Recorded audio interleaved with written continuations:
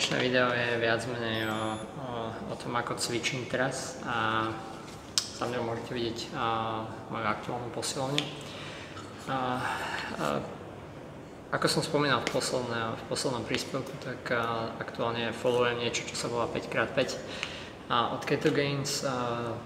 Môj hlavný cieľ je trošičku zosilnieť a trošičku precvičiť všetky moje svaly, keďže som sa im nevenoval moc. Ani keď som behal, tak som veľmi neposiloval. A tá sila je veľmi dôležitá, no teda ja to tak cítim teraz. A teraz sa snažím nabrať, ale spolu s ketózou, keďže ketóza funguje tak, že zhodím nejaký tuk, ktorý som mal prebytočný a vidím to, trošku poklesla moja váha, tak chcem nabrať naopak svalovú hmotu.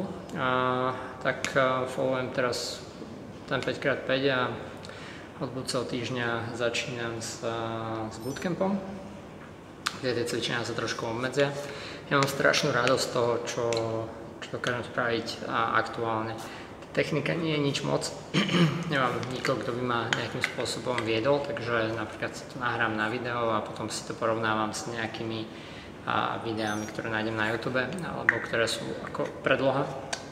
A už len to, že spravím drep s 20 kg činkou, je neuveriteľné, lebo že to bolo pár rokov dozadu, kedy som drep nespravil a spadol som.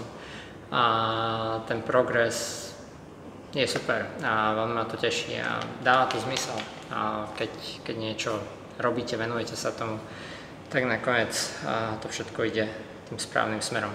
A okrem toho posilovania, ktoré robím tak 3-krát do týždňa, ešte chodím behať. Aktuálne je to iba na páse a pádom ma to strašne nebaví, ale vonku je 40 stupňov a to je trošičku moc na mňa. A teda dávam tak 20 minút vždy v tom ďalšom dni, čiže jeden deň posilka a druhý deň beh. Nie vždy to ide, niekedy sa moc zničím a skôr počúvam svoje telo, čiže môj optimálny, alebo to, čo by som chcel, je, že posilka, beh.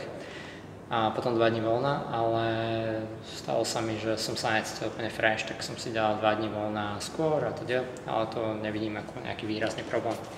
Dôležitá je strava a dôležitá je pravidelnosť. A keď ja dokážem chodiť do posilky 3-krát týždenne a robiť drepy s činkou, tak to dokážete vy všetci. Nie je to žiadny problém a uvidíme. Snáď to pôjde tým správnym smerom. Držte palce, idem ešte na slnko, lebo slnko je dôležité. Čaute.